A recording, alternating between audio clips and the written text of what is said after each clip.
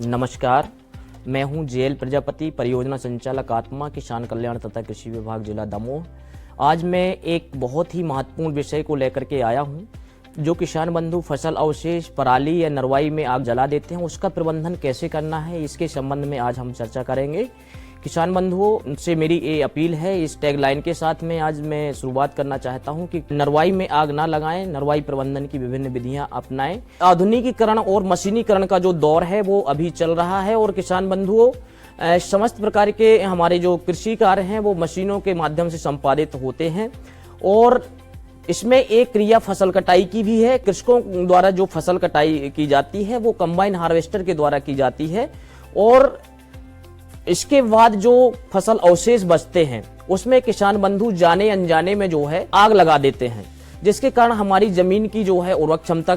खराब हो जाती है। जमीन में जो पाए जाने वाले सूक्ष्म जीव हैं वो नष्ट हो जाते हैं और प्लस जो है हमारे पर्यावरण के लिए भी ये बहुत ज्यादा हानिकारक होता है और हमारी जमीन भी बंजर हो जाती है। इसका जो मुख्य उद्देश्य है कि मृदा की उर्वरक क्षमता को बनाए रखना, मृदा में पाए जाने वाले लाभदायक सूक्ष्मजीव तथा जीवाणु, विषाणु, कवक आदि की संख्या में वृद्धि करना, किसानों के मित्र कहे जाने वाले और भूमि की आंत कहे जाने वाले केंचुओं को मरने से बचाना, पर्यावरण प्रदूषण को रोकना, भूमंडलीय तापन जिसको ग्लोबल वार्मिंग है उसको कम करना, किसानों की फसल उत्पादकता में वृद्धि लाना और उत्पादन लागत को कम करना,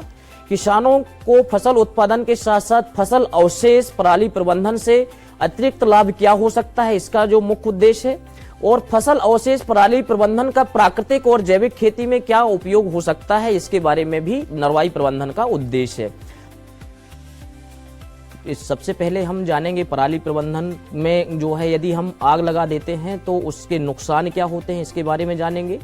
फिर नरवाई प्रबंधन के उपाय कौन कौन से हैं उसके बारे में जानेंगे, यांत्रिक रूप से कैसे हम इसको नियंत्रित कर सकते हैं, और नरवाई या पराली प्रबंधन के अन्य उपाय कौन कौन से हैं इसके बारे में भी हम जानेंगे। यदि किसान बंधु इसमें आग लगा देते हैं तो क्या क्या कानूनी कार्यवाही आपके ऊपर हो सकती है, इसके बारे में भी जानेंगे। और हम जानेंगे कि दमोह जिले में हम नरवाई प्रबंधन में कौन कौन सी गतिविधियां कर रहे हैं और अंत में इसके हम सारांश के बारे में जानेंगे।